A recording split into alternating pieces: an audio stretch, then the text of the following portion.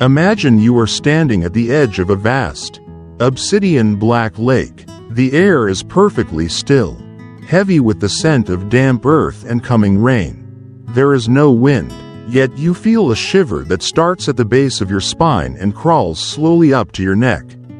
That shiver isn't from the cold. It is the physical manifestation of the unknown. Somewhere out there, beneath the mirror-like surface of the water, lies everything you've ever dreamed of: financial freedom, the end of the 9-to-5 grind, the ability to provide for your family without a second thought. But also lurking in that deep, dark water is the current that can pull you under and never let you back up. Before you even place your first trade, before you even click a button, you meet the first enemy. It doesn't arrive with a roar, it arrives as a whisper. It is fear. In the beginning, when I was still working as a structural engineer, I viewed fear as a technical error. In my world of blueprints and steel, fear was something you eliminated through better calculations. If you were afraid a bridge would fall, you added more reinforced concrete. If you were afraid a bolt would snap, you doubled its thickness. I brought this same logic to the charts. I thought that if I studied more, if I bought more indicators, if I stayed awake for 20 hours a day staring at price action, I could build a fortress so strong that fear could never enter. I was wrong. Fear is not a bug in the human software. It is the oldest part of our operating system. It is a primal ghost that has lived in our DNA for 1,000,000 years. It is the voice that kept our ancestors alive by telling them not to go into the tall grass where the predators hide. In trading, the tall grass is the uncertainty of the next candle. Every time you enter a position, you are stepping out of your cave and into the wild. Listen to your breath right now. When you think about risking your hard-earned savings, does your breathing shallow out? Does your chest tighten? That is the first enemy claiming its territory. Most people try to fight this feeling by ignoring it. But in the long game, silence is not safety. Fear ignored becomes a hidden saboteur. It waits until the market moves against you, and then it takes the wheel. To trade is to walk hand in hand with this ghost. You cannot kill it, but you can learn to lead it. Before we talk about strategies or indicators, we must talk about the shaking of our own hands.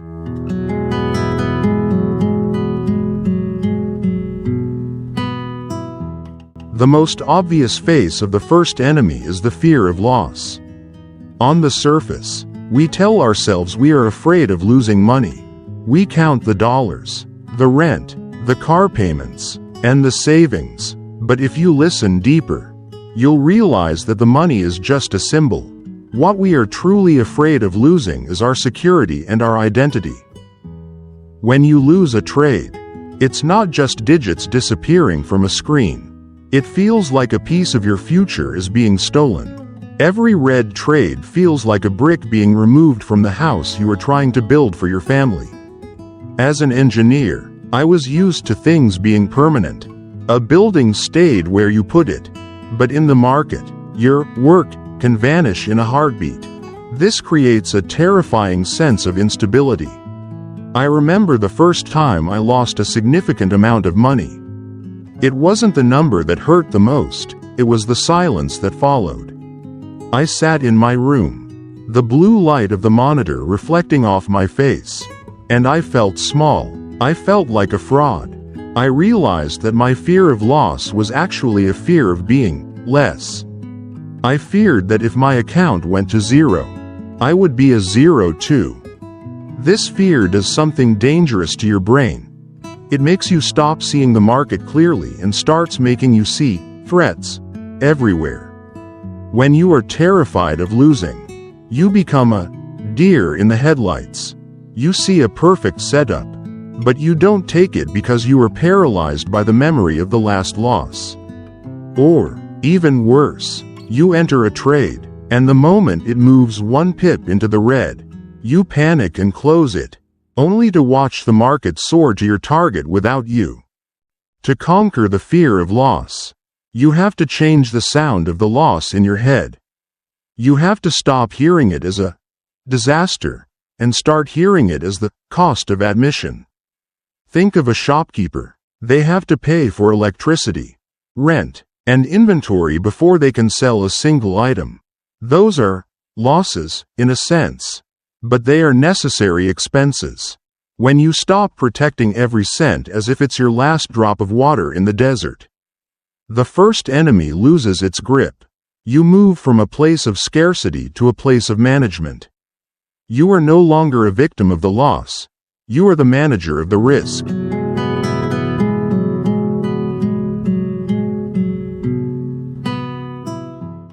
While the fear of loss makes you freeze, there is another shadow of the first enemy that makes you run. It is FOMO, the fear of missing out. If the fear of loss is a cold, paralyzing weight, FOMO is a hot, frantic fever. It is a buzzing in your ears that tells you the world is moving forward while you are being left behind in the dust. Imagine you are standing on a train platform. The air is cold and the station is empty.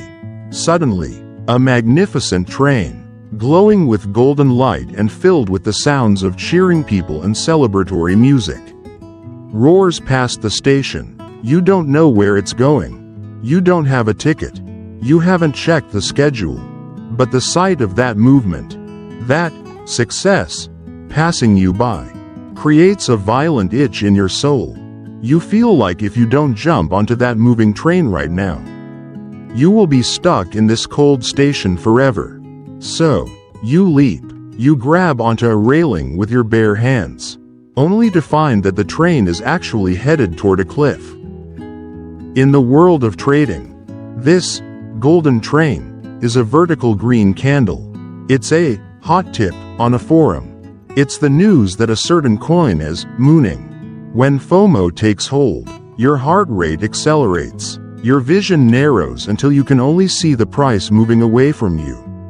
You forget your rules. You forget your stop loss. And you forget your dignity. You enter the market not because it's a good setup, but because you cannot stand the pain of nothing happening. I struggled with this shadow for a long time. Coming from an engineering background, I was used to being productive. Doing nothing felt like failing. I thought that if I wasn't in a trade, I wasn't working. FOMO exploited that insecurity. It convinced me that every tick of the market was an opportunity I was losing. But the truth is, the market is an infinite ocean. There is no such thing as a last chance. The golden train passes through the station every single day.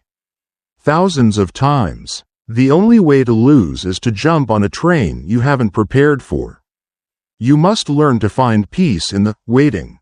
You must learn to sit on that platform. Let the noisy, glowing trains go by, and wait for the one that matches your ticket. When you realize that the market is a river that never stops flowing, the frantic energy of FOMO begins to dissolve. You realize that not trading is often the most profitable trade you can make.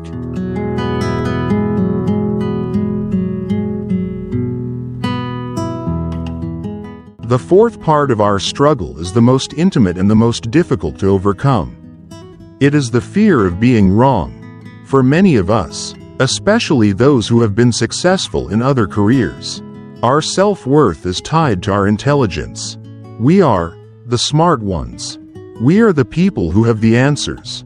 When we come to the market, we don't just risk our money, we risk our ego. For me, as an engineer, being wrong meant a structure failed. It meant I hadn't done my job. So, when I entered a trade and the market moved against me, I didn't see a statistical outlier. I saw a personal insult. My ego would stand up and scream, "How can I be wrong?" I checked the trend. I looked at the Fibonacci levels. The market must be mistaken. This fear is what turns a small mistake into a total liquidation. Because you are afraid of being wrong, you refuse to close the losing trade. You begin to hope. You start searching the internet for anyone who agrees with your position. Ignoring all the evidence that says you should get out, you move your stop-loss further away, giving the trade room to breathe, when in reality, you are just giving your ego room to hide from the truth. You would rather lose all your money than admit you made a mistake.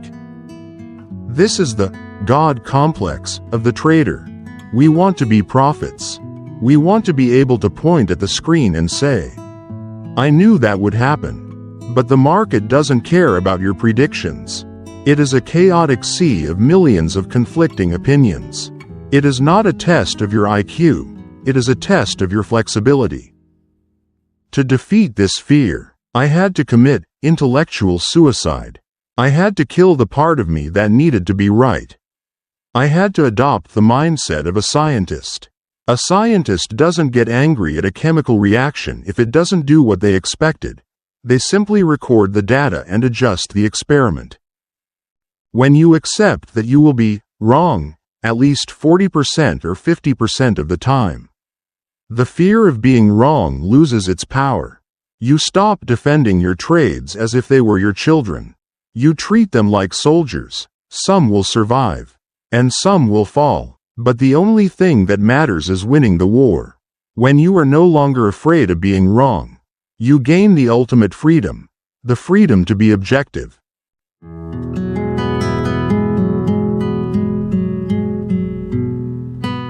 So, here we are, standing back at the edge of that obsidian lake. The mist is still there, and the water is still dark. The first enemy, fear, is still standing beside you. It hasn't gone away, and it never will. But something has changed. The shiver is still there, but your hands are no longer shaking.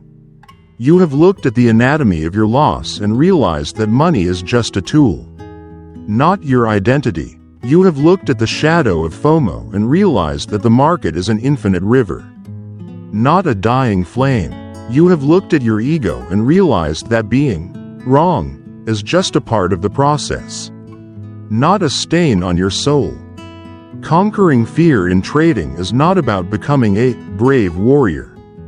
It's about becoming a steward of uncertainty. It's about accepting that you have no control over what the market does next, but you have absolute control over what you do next. When I left the world of engineering, I thought I was moving from a world of certainty to a world of gambling. But I realized that the bridge I was building was actually inside of me. Every time you feel fear and you still follow your plan, you are laying a steel beam. Every time you accept a loss without anger, you are pouring the concrete. Every time you let a trade go by because it didn't fit your rules, you are testing the structure. You are not trading the markets, you are trading your own psychology. The first enemy is simply the gatekeeper. He stands at the entrance of the professional world and asks, "Are you willing to face yourself?" Most people turn back at the first sign of fear. They want a sure thing. They want a world where they are never wrong and never lose. But that world doesn't exist. The professional trader doesn't try to eliminate fear, they integrate it. They use fear as a signal. If they feel too much fear, they know their position size is too big. If they feel no fear at all, they know they might be becoming arrogant. Fear becomes a gauge on the dashboard, not the driver of the car. Tonight, when you close your eyes, don't pray for a world without fear. Pray for the discipline to act in spite of it. Remember, you are a manager of risk, a builder of systems, and a student of the self. The lake is deep, but you have built a vessel that can float. I am WalkAlone. Thank you for listening to this second step of our journey. Tomorrow, we will face the second enemy, one that is even more seductive and dangerous than fear. We will talk about greed. Sleep well, trust your foundation, and stay strong. We will walk again tomorrow.